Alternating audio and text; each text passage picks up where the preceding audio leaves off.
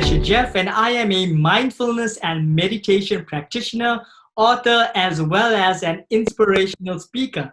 And this is In Conversation with the Masters. And in this series, I will be talking to open hearted, open minded, as well as conscious living people from across the globe who will be answering some of life's most profound questions. And today I am sitting with Heike Sym, who is a psychic, a medium, a Reiki master, a tarot reader, a numerologist, and a metaphysical profiler. Now, Heike was born in Germany, but she now lives in South Africa. Heike, oh, I forgot to add, Heike is also my friend in the list of everything that she does. So Heike, thank you so much for making time to have a chat with us today. Thank you.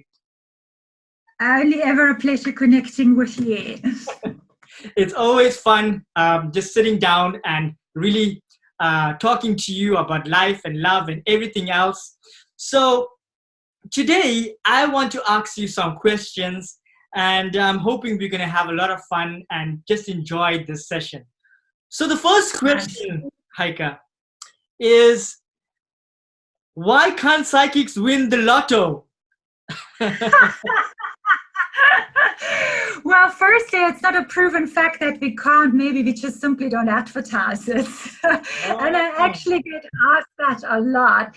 But that is also because, gambling's got nothing to do with energy. And for everybody that wins, millions need to lose. And that's not for me. It's kind of like saying, asking a psychic, when is so-and-so going to die? That's not for me to know. It's pretty much the concept is alike. So plus, where's the fun in things if you know the answer to everything? Plus, I really also just like to take the mickey out of people when they tell me. So like me being a psychic and getting the numbers, why would I share them? Exactly. Yeah, exactly. Then you will be winning the lotto every week quietly. Yeah, I actually said the other day when somebody was asking me, it's like, well, of course we do. And I stash it all away in the Cayman Islands on my offshore account. And I really just do readings because I actually get bored at times. So it's like, so I really just also have fun when people ask me that. I think people also forget that psychics are also people who are living in the same system as everybody else. And you have your own karma to sort of live out as well.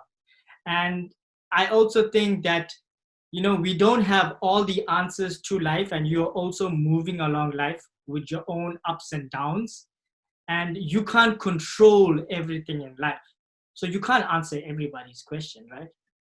There's that, and there's also a lot of confusion with the terminology as well. Of course, for lots of people, the psychic and the fortune teller is the exact same thing. So it's the palm reader, and it's like everything is like anything and anyone who works in the spiritual field or with energies must be able to tell you all those things. And the more I tell people right before they have any kind of sessions with me, it's not for me to make decisions for you. It is about bringing clarity. It's why would you want to give away your free will? But people, especially right now when everything is upside down, they want something to hold on to, and they find it easier to hold on to something outside of them than inside of them. So they rather go with somebody who says in 2 years this will happen no matter what you do, before they say like, but I have a lot of say because this is free will, because nothing is ever cast in stone. This is an incredible power which I try to get people to step into, because it's there. So the terminology is not helping. And there is lots of people out there in every field as well. And there's lots of ruthless psychic mediums out there who do exactly that, which doesn't make our job easier. So, but at the end of the day, yes, psychic mediums, spiritual worker, light workers, whatever, they're all just human beings, and they have their own, their messenger, they're the postman. And they still have their own journeys on top of it all. So very often, I think, especially in times now where panic is there and fear is there, it's kind of like, just give me something, you've got to, you're psychic, you're medium, give it to me now. So panic is so much higher. So it's understandable. It's not quite how it works there. And I think also people expect you to only give them good fortune, but there's also misfortune in there as well. People's life is made up of good and bad parts, and you can't always give them something that they actually want to hear. I know people are looking for that hope, but also you can't give them that sense of false hope as well. So there's a lot of responsibility. Yeah. It's great responsibility that comes with any kind of energy and light work you do. It doesn't matter in which form, because this is like your main currency. This is like your basic material that you make, or they're made of, is energy. And if it comes via the mind, the body, or the soul, it doesn't matter. So you have incredible responsibility with that. And everything exists in duality. So good news, bad news. Besides that, this is in the eyes of the beholder. I mean, look at a divorce. For one half, it might be the worst news. For the other half, it's kind of like, yay, I'm finally out. So who decides what is good and what is bad? That's an attachment. Everything is neutral until we attach something to it, and just is where our power lays. So when people come and say, tell me only good stuff in whose eyes? And who says that what you now consider bad is not the best thing ever for you? How many people do you know, let's say 5 years after the divorce, which thought it was the worst thing ever, they now go, oh my word, it was the best thing that ever happened to me. Still the same thing happened, but the attachment has changed. So sometimes what we don't want is exactly what we need. Sometimes, and it goes the other way around as well. So we must realize that in our 3D world, we're very restricted at what we know, and with that attach what we want. Absolutely. So this whole good-bad system doesn't exist. Duality exists. Yeah. And we can't always learn in a fluffy way. It's like right now when people say, but it's all horrible. No, it isn't. It's all different. And if you find different horrible, then that's an attachment. Why don't you look at it as flexible? Why don't you look at it as an adventure? Why don't you look at it as room for growth? Why do you look at it as punishment? Again, it's neutral. Yeah. And this is where this comes in. So good, bad news, or people like, tell me about this person, but not about that person. You can't tell the postman what to deliver. Yeah. I'm the postman. Yeah. I can't tell them, listen, Sarah just said she only wants to hear from Nigel, but she doesn't want to hear from Tom. So you better only tell me. It's not for me to do. I go there and said, is there a message you want me to give them? And that's what I give them. And it's not for me to say, okay, I start filtering on the way before I deliver. It's kind of like the postman going through your letters and saying what you should and shouldn't have. It doesn't work like that. I actually will ask you a little bit about the crossing over in a moment, but I just want to end on this subject by saying that, so if I had to come to you and say, look, Heike, I want to invest in the stock market, should I or should I not? Obviously the answer would be to not consult a psychic for that kind of answers. Don't make major life decisions by going to a psychic, right? Well, I agree on that. I mean, ultimately, we all know what's good for us, not, and actually, ultimately, no psychic medium should ever tell you complete news, because you should kind of like have it. I always say to people, I'm not here to tell you complete news. I'm here to get the stuff out of the way that stops you from seeing it clearly, because you know anyway, but you get clouded, you overthink different people's opinions, social stuff, whatever there is, and then we're like, shouldn't I, and then we question ourselves. But that voice was there. And what I hear all the time in readings is like, I thought it's not, I had that inkling, I felt that, I knew it. Right, you knew it all along, so it's nothing new. It just helped you finding out where you started attaching this, where you had this pattern, where you had this blueprint, where you got maybe misled and looked at it differently. Now choose if you want this or if you want that. Free will. So we know that because our instinct, our energy field is with us all the time anyway. Not just an onlooker and saying, because I don't have the emotional attachments, I can say, okay, this is where this went, this is where that went, and this is maybe where you want to look at, but you choose how you want the outcome, off you go, knock yourself out. So, and because we know it shouldn't be new what I tell you. Yeah, that's true. So, Heike, I've been involved with magic in my life. Now, not magic as in casting spells, but magic as in pulling a rabbit out of a hat. And when I was involved in that, when I would meet people, they would say to me, show me a trick. I've also have been involved with comedy. And when I was involved with comedy at that time in my life, people would actually come up to me and say, can you please tell me a joke? And recently I've been doing readings, and I'm sure you get this question as well. And in fact, I need to ask you, do you get this question as well? Where you have people come up to you and say, can you tell me something about me? Do you also get that? I get that a lot, and at the weirdest, not weirdest, it's actually very normal places, but like I'm on the shopping aisle and someone's like, hi, Heike, how are you? You still doing reading? I'm like, there's the entrance question. I'm like, yes, I do. And I know you've seen this is not the place, but I was like, and I know people when I get people coming over and I'm out with my other half for dinner or whatever. They're like, I don't want to disturb, but just quickly. So I get that a lot. But what they also don't understand is like, we're not switched on 24/7 in everybody else's energy system. We have our own as well. So when I'm out shopping or whatever I'm doing, it's just like you're not running on a 24/7 comedy show and you are hilarious. I know you for long enough. But this is also takes a lot of work. It takes a lot of practice. It's like you have to set your mind to it. Just like you set your mind to meditation or giving talks. It's like it takes a frequency that you need to plug into. And you're not only running on one frequency 24/7. So I'm not running around and go shopping with 20 dead people and 60 other people's guides and guardians and ask what they want to have for dinner. I go with my crew and I go with my hubby and I go like, so this is my life. So, and people don't understand because they don't understand how the energy thing works. They think I'm this non-stop Wi-Fi tower that constantly is plugged in anything and everything that is around me. So, and it's understandable if you don't know it, that is the assumption you would have. So I had to really up my boundary game. So I thought I was pretty good at it being German and a Virgo and a woman, but yeah, a lot. So, Heike, how do psychics do what they do? If you had to explain to people how you do your readings, how would you explain it? What is there some kind of process that you use, or how does it happen? Firstly, everybody does it differently. There's the very traditional way that some do it with holding somebody's object and they have it. Ultimately, it's just to connect it to that person's energy field. When you come to me for a reading, with that, you've already given permission that I can now somehow access your energy field in order to give you insight of what's going on, helping you out what's in your, or helping to show you or verbalize to you what's aligned with you and maybe where you're like clashing with your own energies.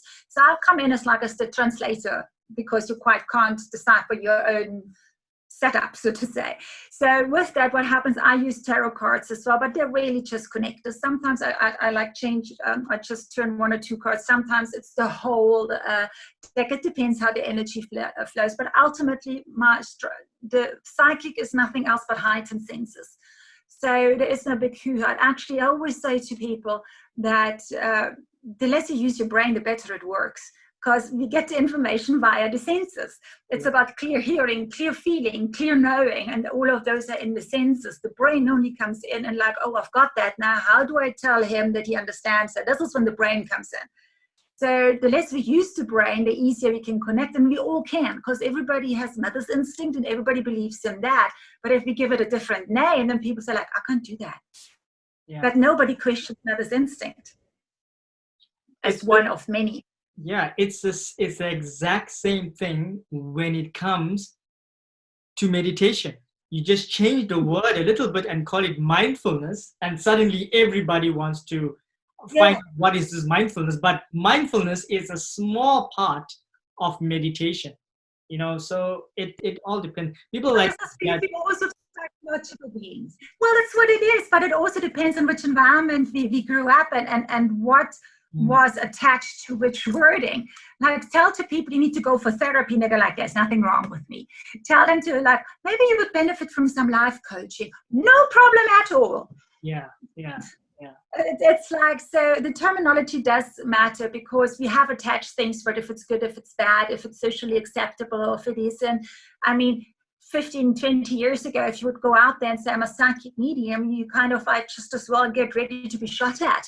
Yeah. So nowadays it's way more open for that. So like everything has pros and cons. 200 years ago, that did actually happen, where psychics. No, that's when they like the fire and the water. We got drowned and we got burned. They didn't so much do the shooting. So that changes from like century to century. But they're like different weapons. But it is definitely but the psychic medium thing is literally just connecting with my senses to yours, and then I'm kind of like see what comes through. And my dominant ones are seeing, feeling, and hearing.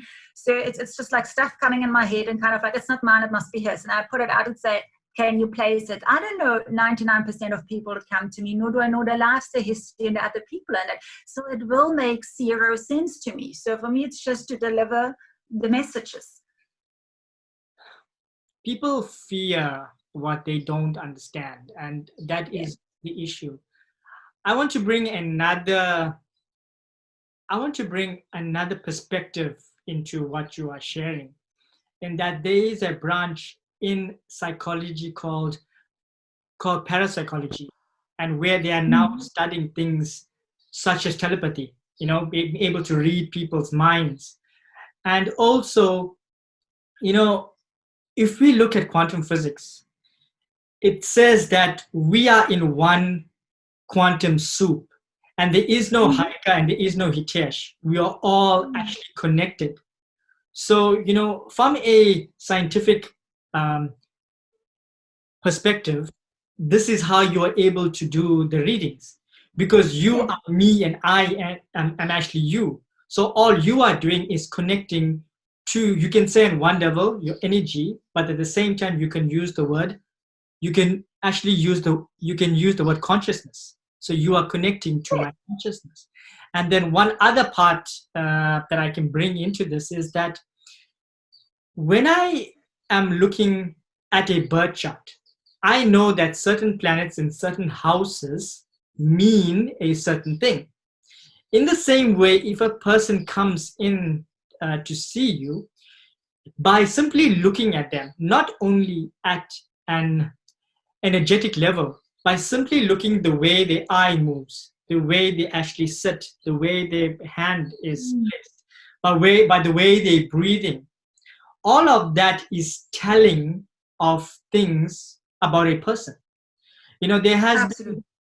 I've read stories in India where people could tell you, depending on which foot you placed into the river first, of when you were actually going to die. It's simply being a heightened sense of observation and just being aware and being present. Is that right? Do you agree with that? Combination, because especially when you are more aware of how it works and how interconnected it all is, there is so much more that you can automatically pick up without you even being aware that you pick up. And as you said, somebody walking up like 100 meter across, like I would look at it and like, oh, this one is having a hard time with that. And it's not because I just read that person, but it was simply just the body language. Or like you can see that chakra is out of sync right now. And the number one thing that everybody does who's thrown out, feels challenged or does feel a bit insecure, they're all somehow blocked their solar plexus. Guys normally do it with their car keys, women normally with their handbags, or then they get closer to the table. Everybody that feels a bit challenged, thrown out of it. And this is such a subconscious thing. There's a reason why the higher up somebody is in the hierarchy, the bigger the desks get, because they want to defend, and we automatically react to that. So there is a lot, and we simply just being aware, and you don't have to be highly trained. We can pick up. This is why, as a parent, the parents do that very well because they don't feel threatened by their kids. So they are completely, fully go into observation. I know exactly by looking at this chart for a split second, he or she's in that mood, he's having a problem with that, he doesn't like this, he is reacting to that, or he is cold, she is warm, he is happy, he is sad. And this is always under 1 second, because they learn to tune into that person without hesitation, because there's no threat coming from that person. We've learned to go to the gym so that we can train our bodies. We learned to now do meditation so that we can train our mind. But, we also need to go to the gym so that we can work out our spirit and our soul. And this is what you were saying. It's that you spend time to fine tune your energy and your spirit, which is why you can do the things that you can do. I mean, I can lift weights as well, but I can't right now unless I go to the gym. So what you're saying is everybody can do what you are actually doing. It's just that they... Totally. I was blissfully unaware of what I can do till my early 30s. Blissfully unaware.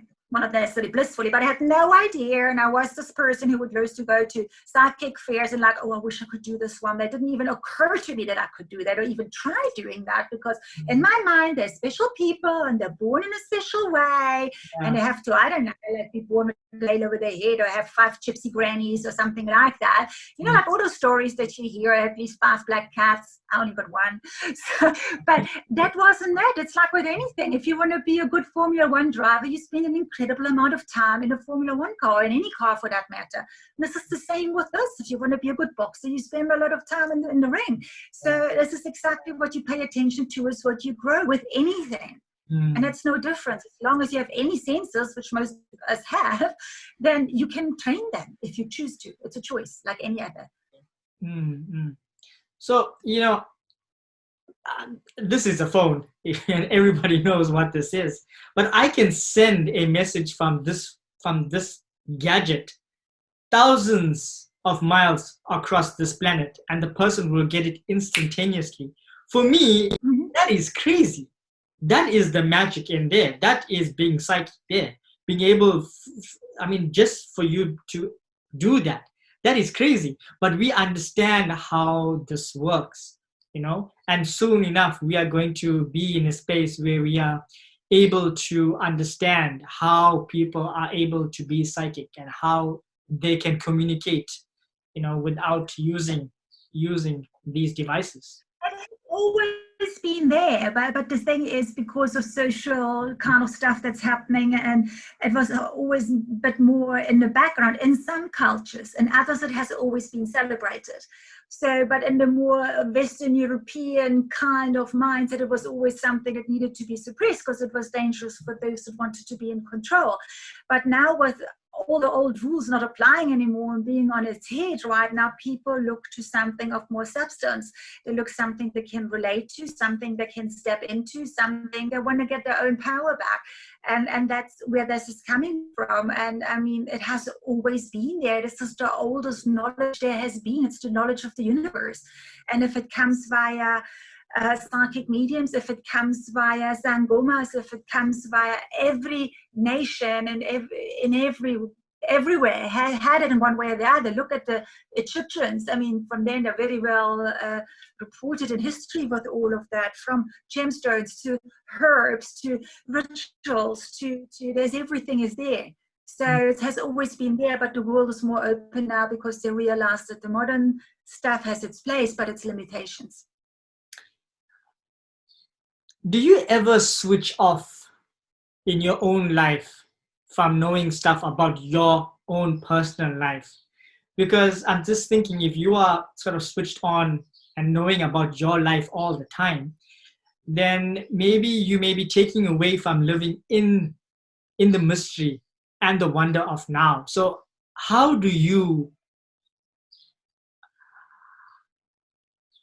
live your life? Are you always switched on about your life? Are you always reading your cards to check about your life? Or how do you live your life? I read my own cards. I'm useless at reading my own cards because it's also the nice thing, cards always, or any kind of readings always work best if you have zero emotional attachment to it. I also don't read my close family members' cards. If it's general stuff, yes, but not when it comes to very emotional stuff, because the moment you can't detach fully, you can't just be the postman. So, because free will can also influence a reading, like it can influence pendulums or anything else what's energy, because if I care about you and I want you to have to get that promotion, I'm most likely going to see it more likely in the car than not because of it. But so I'm not reading my own. So how do I stay in my awareness? This was something I had to learn, because when I got into that, it completely took over. I hardly slept. I was in everybody else's energy but my own. And it was literally, then I got physically sick as well and everything, because I needed to learn literally boundaries. I literally had to get to a point where I said like, okay, spirit world, this is like, it's kind of like working time. So like when I'm at work and I do readings for people, I do that. And when I work out, I literally disconnect from everybody else's energy and get into my energy.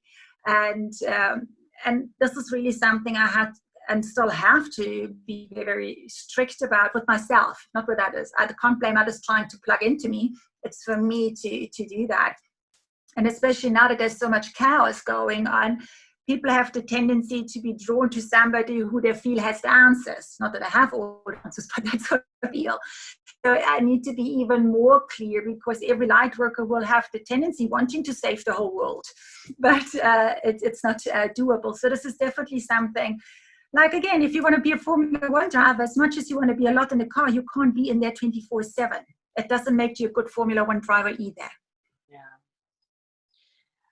It's all about balance. Everything in life is about balance. Are you able to share with me some questions that you wish people would not ask you? Because I also have some really strange questions being asked to me. And people ask me how they're supposed to run their business, or how they're supposed to handle a person in their life, or even at work. And I struggle with giving them that answer, because I don't know what you're supposed to do. You know? Well, what I normally do is like, there's some questions that I even kind of like, are you serious? You know, so what I wish they wouldn't ask me is about the lotto number all the time. It's funny the first 10 times, but not the next 500 times. But they wouldn't know how often I've heard it on the other hand. So that's that. But it comes to that people are too happily outlaying the big decisions, like, should I divorce my husband? Well, it is your husband. Do you want him or don't you want him? Exactly. Yeah. Kind of. Should I invest 1 million? Well, do you want to put it in? Did you do your homework? Did you do the market research? I'm a psychic medium, and I used to be a teacher and a therapist. So if you trust Bieber, you should put 1 million and put it in my account in the meanwhile. So it's like, hello? So use your brain. Only because they're psychics does not mean that you're now excused to use your own faculties. I'm here to make it clearer for you, and I'm not very well known to mince my words. So why would you want someone else to make such massive decisions in your life, but you have to live in it? If I tell you now, put your million in there, I don't have to live with the consequences. Yeah. People need to take responsibility for their lives. And I think that's the main takeaway from this whole thing. There's that, but it's all fear-based with that as well. And it's also things kind of like, will he come back to me, or will she come back to me? And then I go like, okay, what I normally tell people, and it normally works very, very well for them, is your very best friend would be the exact same shoes. What would you tell her or him? And why would you want him or her to do it? Because they're very, very clear what they want others to do, because they're not so mixed up with their attachments. Yeah. You say, whatever you would tell Sarah, go and do it. And why do you want Sarah to do it? Because she deserves it before whatever, because for the same reasons they apply for you. Now off you go. And that switches the whole thing, that it's kind of like, because it is clear what we would tell somebody we care about, but sometimes, or not sometimes, most of the time we care more about others than ourselves. That's why we find it so difficult. That's true. Heike, do you believe in luck? What is your take on that? I have my explanation or understanding, but I like to hear what you think about that. Do you believe in luck? I don't believe in luck. I don't believe in luck at all. And because I do. So, okay, let's hear it. I know you do. And that's perfectly fine. And I mean, when I grew up, I'd always say, cat likes mice, I don't. And it took me years to truly understand that statement. And that's one of those. It's like, you like mice, I don't. And it's perfectly fine. But I don't believe in luck simply because when we believe in luck, that means there's a huge amount of people that believe that they are unlucky. And when I align myself with unlucky, I get that, because what I align myself with is what I get more. It's like with anything you invest in, if it's money or if it's that belief system. So you have people that believe they can't put a foot wrong and they're always going to be lucky. What they do is like they simply rule out any other possibility. So, and that is how they create their luck. What they really do, they align themselves exclusively with the outcome they want. So is that luck, or is that focused alignment? So, or we can just play with words around it as well. And then you have those that tell you everything always goes wrong. Yeah. So why? Because they're expecting it now. They're calling it in because it's like, I've got a new car. I wonder when I'm going to smash it. I got a new partner now. Well, I wonder when I'm going to cock this one up. So it's like, and there it is. You set the base energy. So you make space for all what you don't want before you actually exclusively do. So where's the luck part? Yeah. So I can give you my take on now your turn. Where's the luck coming in?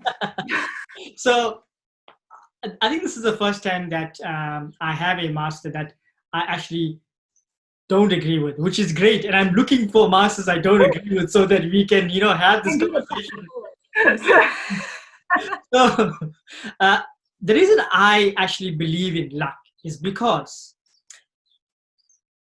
I remember that Shakespeare said that some men are actually born great, some men achieve greatness, and some men have greatness uh, basically thrust upon them.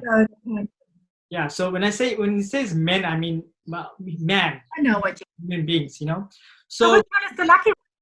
so I mean, if you actually look at Justin Bieber, for example, I mean, he became famous at a super young age, right? Or maybe he was 10 or 11 where he became super famous.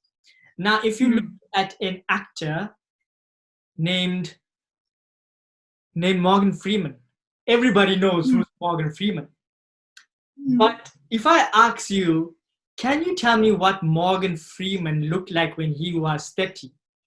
Nobody knows what he looked like when he was 30 because Been an actor at that stage, yeah. he's been acting since a young age, but he only got famous at the age of 53. But nobody Yeah. knows that. So here you have Justin Bieber, and at the other end of the scale, we have Morgan Freeman. Both have sort of activated their luck at certain stages in their life. So that is why the first reason I believe in luck. The second thing is that I believe that we can create luck. Okay. Sorry to interrupt you. Give me a definition of luck, though. So luck is when, okay, so then if you're talking about luck, so we have to assume that it's something good, something that you want to have an experience of, right? And okay, so if you're looking at uh, if we are looking at good luck, so it is an experience that you want to have that is aligned to your heart's desires. And if you look at bad luck, it is an experience that you don't want to have that results in many obstacles coming in your way of achieving that which is aligned to your heart's desires. That is So the luck is of obstacles. Say again? The luck is absence of obstacles. Well, as I'm sharing, it's like luck has to be split into good luck and bad luck. And for the sake of this argument, and I actually do agree with you when we're saying that we shouldn't label things as good or bad, because I teach philosophy, right? But just for the sake of the argument, just defining what is luck, and so I'm going to say good luck and bad luck. And good luck is that good luck is the energy that you have that supports you in realizing your heart's desires. And bad luck is the obstacles that stops you from realizing your heart's desires. And people are born with a certain amount of luck, or they have a certain amount of luck. And as they are navigating through life, they have the ability to create more luck, or and let me be more specific, to create more good luck, or they also have the potential to create more bad luck. In other words, they can energetically open the doors, or they can energetically close the doors. But I am saying that people are inherently, also karmically, born with a certain amount of luck. Because why wasn't Morgan Freeman enjoying financial success and fame from the same age as Justin Bieber? And why didn't Justin Bieber only become famous at the age of 53, like Morgan Freeman? Honestly, we would have had half the Morgan Freeman if that would have happened at the same rate with Justin Bieber. Because it was like, I get the time frames thing, but I struggle a bit with the definition of luck. And maybe that is my definition issue here, because for me, luck is something that I have no say in, no doing, that gets like chucked upon me without me knowing it's coming. It's a random thing. Luck is random because I had no doing in it. I had no knowledge of it. I have no I don't know that it exists. I don't know when it comes, if it comes, what it is, from where it comes. So for me, luck is random. Mm. You know, So, and that doesn't fit with me, that I say luck doesn't exist, because the moment I can be active part of it, then it's not luck anymore. yeah, they actually is a quote that says, the harder you work, the luckier you get.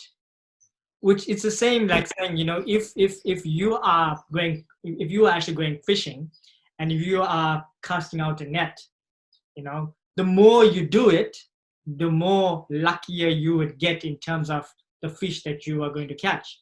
But if you throw your net out just once, you may not get as lucky. But if you keep on throwing out your net, you are eventually going to get lucky, even if you don't know where the fish are, and you will eventually. And then there comes the next bright spark and does dynamite fishing, and there you go with your net. So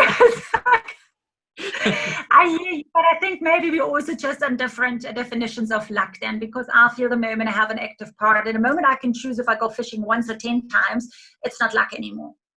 So, but if you say it's the outcome of a positive action, then I actually agree with you. But if luck is random, then I don't agree with you. I think where we sort of have to be careful is sometimes people are not ready for a message, because even in the Matrix, if you actually watch the movie The Matrix, and we have Morpheus say to Neo, look, Neo, even though some people even though it is actually the best for people to wake up, people rather stay being ignorant than wake up from the dream that they are actually having. So if we say to people, look, you have luck, then they are just going to think, oh, my life is just bound by the good luck or the bad luck. I don't have to do anything. So we have, I mean, I hear what you're saying about, you know, not sharing with people that they are just lucky or maybe not lucky. But I think it's a concept that needs to be understood. It's not. I agree on that. Yeah. No, I certainly agree. And as I said, lots of terminology which means the same as in like how a person tries to bring it along is just used differently in different contexts. It doesn't make them wrong. I don't believe in the random kind of thing. So because that would then also mean that I would have to believe in coincidences, which I totally don't. So I believe in synchronicity. So, and it means if there's an interconnectedness anyway, then there can't be coincidence. It can't be. It's kind of like saying I have this perfect little Swiss watch, and coincidentally that one part happened to be in the exact right place, coincidentally, that it all works. No, it was carefully placed so that it can all work. No matter how big or small it is, it needed to be that the rest works. There is actually really something weird with the word coincidence, because it does not make sense. Because if you look at maths, if you go back to high school, I think it was, where we learned that. I suck at maths, so don't call me out on that. We've learned that coincidence lines are lines that purposely meet. But our definition of a coincidence is just things that happen by chance. But coincidence, according to mathematics, are two lines that are meant to actually meet. You know, there's. Which makes way more sense if you also look at the meaning of the word coincidence. It's like an incident for incidents. It means two need to come together. As you said, they're supposed to coincident, not just a incident, a coincident to this incident that needs to meet. So they're like buddies. They're not like, oh, oops, where are you coming from? Yes. But again, it's just how we use words, because lots of words are not used how they are originally meant, and I agree with that. But I think most of all what we need to look at is like, people take this life thing way too seriously. I mean, we're not here as a punishment system. We're supposed to have some fun, and we forget that. We all kind of like, we suffer through this lifetime. I mean, please, people, it's like, we're still human beings. This is still our playground, and not only because every day is necessarily sunshine does not mean it's not our playground. There's going to be stormy weather. There's going to be rain. There's going to be hail. There's going to be too hot, too cold. You can't make it right for humans, but it's still our playground. We forget to play. And that makes everything so much more difficult. So, and also we can be what we want to be. This whole thing when your parents told you can be what you want to be when you're small. Yes, you can. The only difference is you believe it when you're small. You don't believe it anymore when you're bigger. And this is the only thing that changes the outcome. The only thing. On a postcard, because that really everybody needs to hear that. That's really beautiful what you shared, that you really believed it when you were small, but as you grew up you just stopped believing. We need to be little kids again. And it's exactly that. And then just if we stop believing it, we now actually take that belief and put it in the most toxic place, which is guilt. Yeah. Guilt only works if you believe it. That's the opposite. If I tell you you killed 10 people in cold blood, you're not going to have an emotional response to that because you know it's not true. You don't believe the statement to be true. But if I tell you, oh, maybe you weren't always the best son, it most likely hits you somewhere because we all somehow question if you've always been the right person with the right reaction. Yeah. So the only difference between those two is you believe the second statement. The first statement was 10 times worse, though, which you're okay with being a mass murderer. Absolutely. That's really wise. The only difference, no, I'm good with that. The only difference was the belief system. Yeah, correct. So, and it works twice. So by your definition of whatever we are talking about now, because I kind of lost what we were talking about, but energy and people. But there is the word accident should not exist at all, right? Because there's no such thing as accidents, No. Just like there's no coincidence, there is no accident, there is no, it's the same thing, but like, I can get very passionate about stuff. And when people kind of like, and I can sometimes get very sarcastic, I'm trying to keep it under check here. But one thing is also, it's like, we need to watch our language. And when I say watch your language, I don't mean necessarily swearing, because there can be sentence enhancer when it needs to be, but that's not what I mean, because the more we are thrown out, the more we go into gray area language. So when you speak to a person about anything, the things that they are very confident about it, they make statements. I am a psychic medium, I am good at this, and I can do that, or whatever. It's like statements. And then when you go, okay, but we need to look at you, like, let's look at your relationship. I might have to look at this, and maybe, and I should, and I could, and what? Then all of a sudden it's like the gray area. There's no more statements. It's if, should, could, maybe, God willing, one day. It's like all this gray area where we leave the back door open for things to go wrong. And we do that, we use that language in areas that we feel the least confident in. So we need to watch that. So, and we normally do it when it comes to ourselves. And it has somehow, the more it goes to our emotional stuff, the more we use gray area language. Yeah. So, and this is really something we need to be very, very, very aware of. Not for others, it's for us. It's not about others. It's got actually nothing to do with others. Also, we need to be full of ourselves, because if we don't know who we are, how are we going to actually know how others are going to know who we are? So we need to get really full of ourselves. And if anybody ever tells you you're full of yourself, it's the biggest compliment. Why would you want to be full of everybody else? They don't even know how they work. Yeah, absolutely.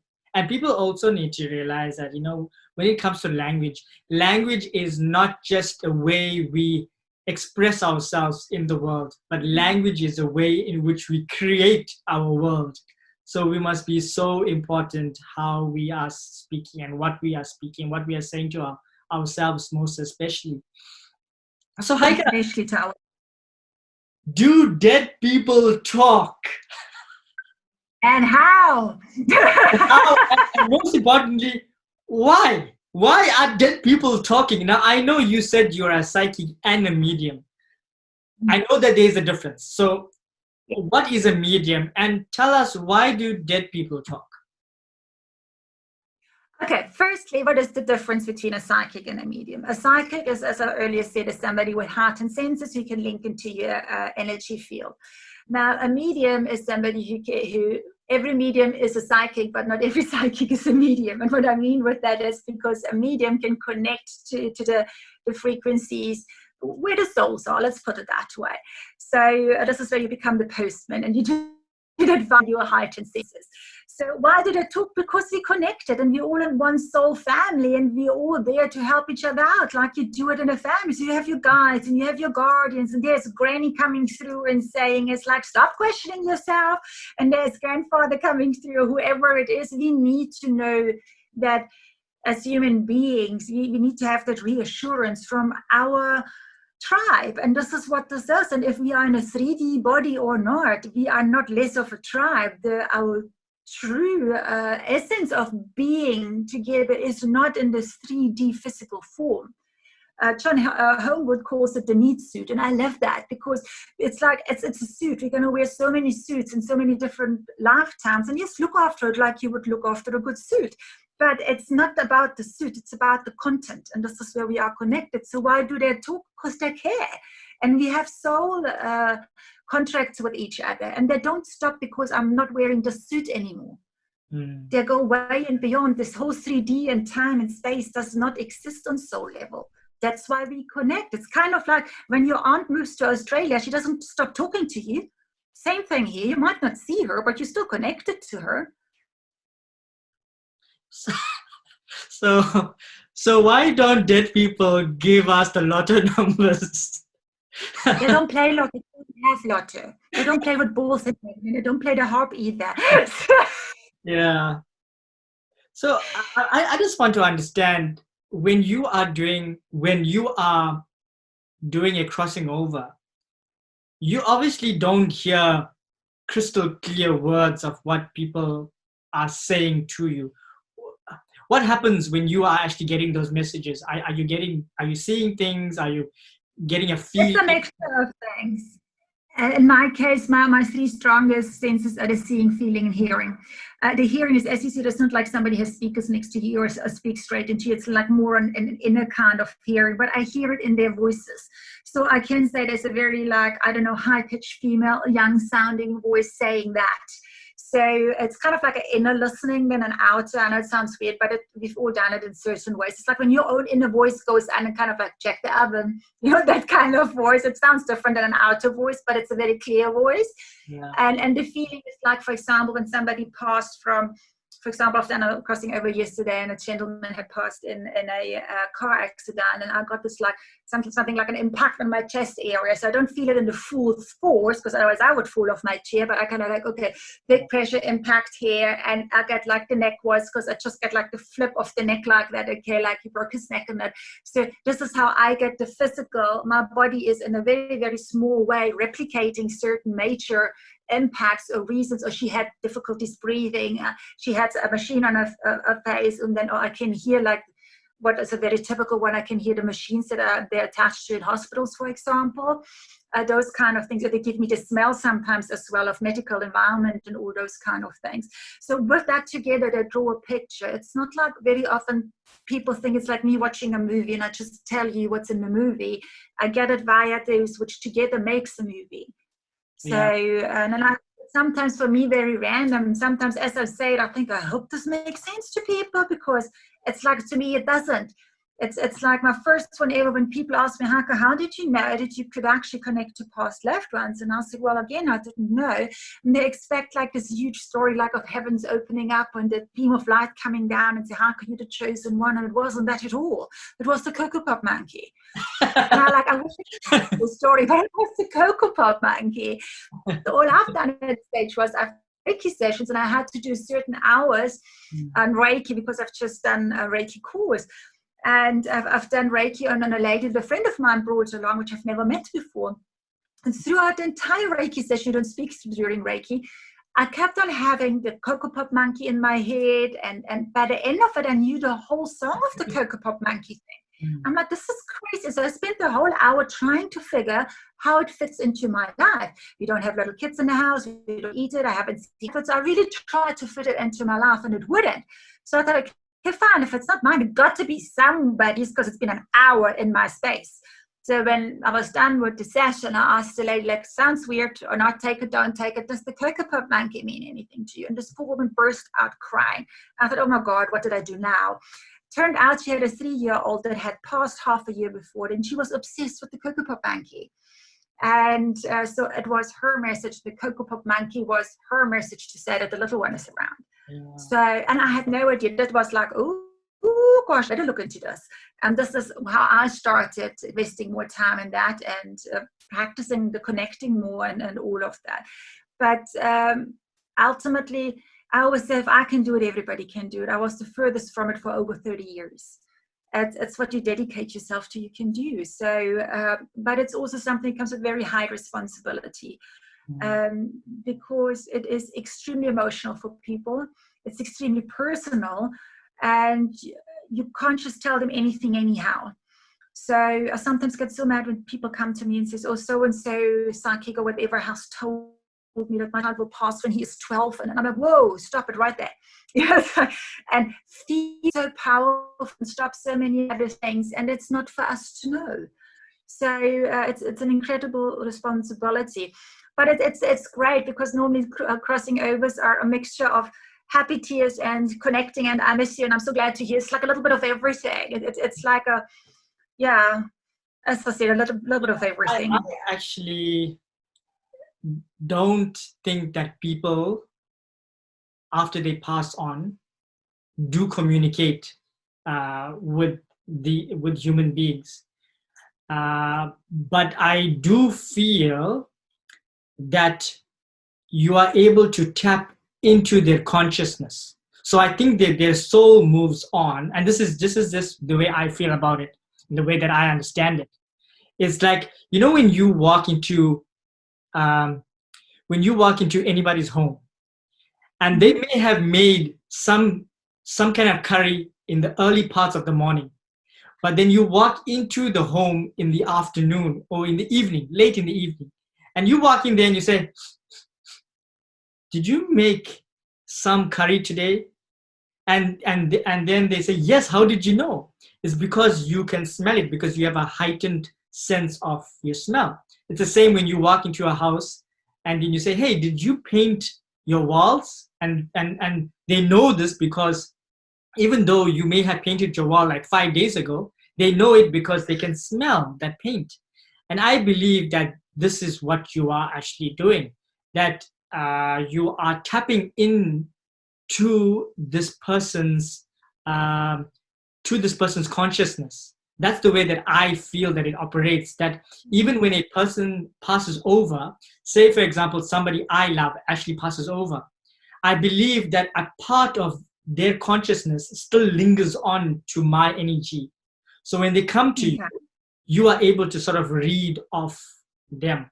That is just the way that I like to explain the way it happens. Oh, sure. It's like, it doesn't matter how we believe it works. It's kind of like saying when fax machines came out the first time, it's like, and up to today, I say, I don't know how they work, but I know they work. You know, so it's like with the SMSs and stuff like it and WhatsApps, I don't know exactly what the electronical details are, but I know it works. So I say, if it goes this way around or that way around or that way, as long as those two come together, it really doesn't matter. That's why I also say when it comes to faith and religion, I don't care which way you come around, as long as it comes together, that's fair and square. And this is the same here. So the terminology as such doesn't really matter. So if you say, I see it as residue energy, that's fair and square. It does the same thing. It gets it together. So if you see it through this way or that way, it's not. It's the same. You know me for a long time.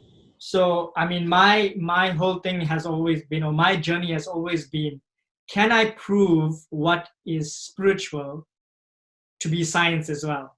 And I always like to close that gap, you know, to speak in a language that people that don't believe in this kind of things can, you know, start to say, hey, maybe there's a chance that this is possible if I use the language of science to explain this, because I want people to be open to what is happening, because there's a lot that we don't understand. And I just want to share.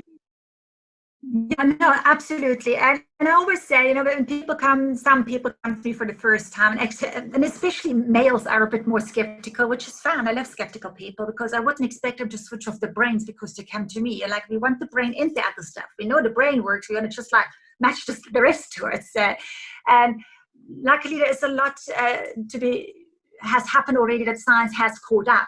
So if you look at people like Greg Braden and all of them, they have done fabulous work in that area, like the science of miracles and all those kind of things, where I say, I understand that you question, and I love the fact that you question. But look at that, and then let us talk about it, because they have all these things about telepathy and They have the measurements of it. There's the Kieran photography nowadays, where you can actually take pictures of energy fields and all of that, which wasn't possible years ago. There's so much knowledge. It is becoming more and more provable.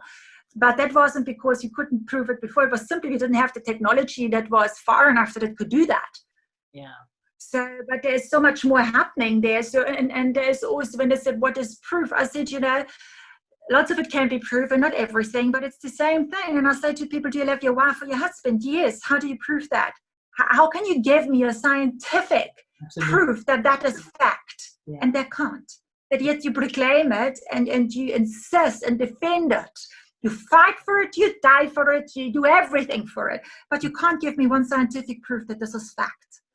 I said, so, and maybe we just need to sometimes meet on that line. So lots of it can be proven, but your heart rate going up and you have a left one around does not mean that this is now the scientific proof of love. You might have heart arrhythmia. What do I know? But that does not prove love. Yeah, absolutely. But everybody believes in that one way or the other. I really love that. That's so beautiful. I have 1,001 questions more for you, Heike, but our time has come to an end. This has been so much of fun. And, I think that we can talk for hours and hours and hours, especially with the fact that we don't agree on so many aspects. But look at the two of us having this conversation, not throwing hate at each other, but just saying, hey, this is your truth, this is my truth. Let's talk about these things and let's open our hearts and minds even more. Heike, thank you so much for your love, your time, your energy, your gift, and for sharing with all of us this morning. I thoroughly enjoyed you, and I'm sure everyone watching also enjoyed you as well. Thank you so, so, so much. Thank you. It's such a pleasure connecting with you. Lots of love to you and all of you. Thank you. And thank you to all of you for watching or even listening. If you've really enjoyed this video, please share it with your friends. And if you want to see more of Heike like I do, please leave a comment in the comment section below. And I'll see you on the next episode of In Conversation with the Masters.